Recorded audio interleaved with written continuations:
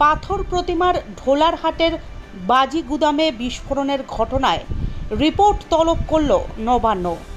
দক্ষিণ ২৪ পরগনা জেলার জেলা শাসকের কাছে ২৪ ঘন্টার মধ্যে ওই বিস্ফোরণের ঘটনায় ২ শিশু সহ যে ৮ জনের মৃত্যু হয়েছে তা নিয়ে রিপোর্ট তলব করা হয়েছে।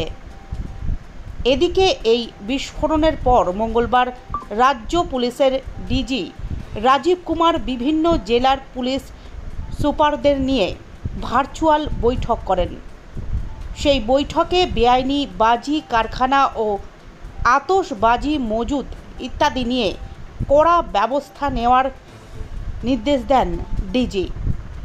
থানা এলাকা ভিত্তিক কোথাও এই ধরনের বেআইনি বাজি তৈরি এবং মজুদ হচ্ছে কিনা তার বিরুদ্ধে লাগাতার অভিযান চালানোর নির্দেশ দেন ডিজি। বেআইনি বাজি বাজেয়াপ্ত করতে নিয়মিত চেকিং ও তল্লাশি নিয়মিত চালাতে প্রতিটি জেলার পুলিশ সুপারদের নির্দেশ দেওয়া হয়েছে। শুধু তাই নয়, জেলা ভিত্তিক কোথায় কোথায় মাসে কটি করে এই ধরনের তল্লাশি অভিযান হয়েছে সেই রিপোর্ট নবান্নে পাঠানোর নির্দেশ দিয়েছেন ডিজি। মঙ্গলবার বিকেলে ঢোলারহাটে বেআইনি বাজি কারখানার বিস্ফোরণ স্থলে তদন্তে যায় ফরেনসিক টিম।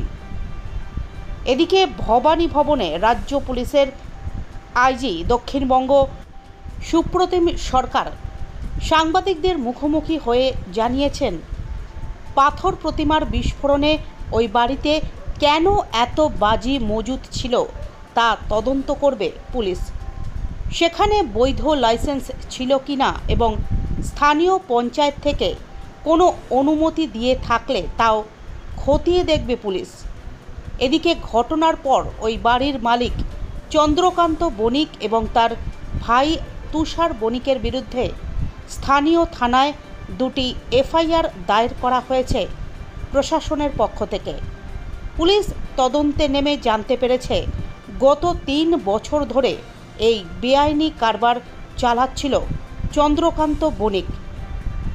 তার পরিবারের অন্যান্য সদস্যদের আপত্তি ছিল, কিন্তু কোনো আপত্তি না মেনেই জোর করে সে এই বেআইনি বাজি তৈরি ও বাজির মশলা মজুদ কারবার চালাচ্ছিল।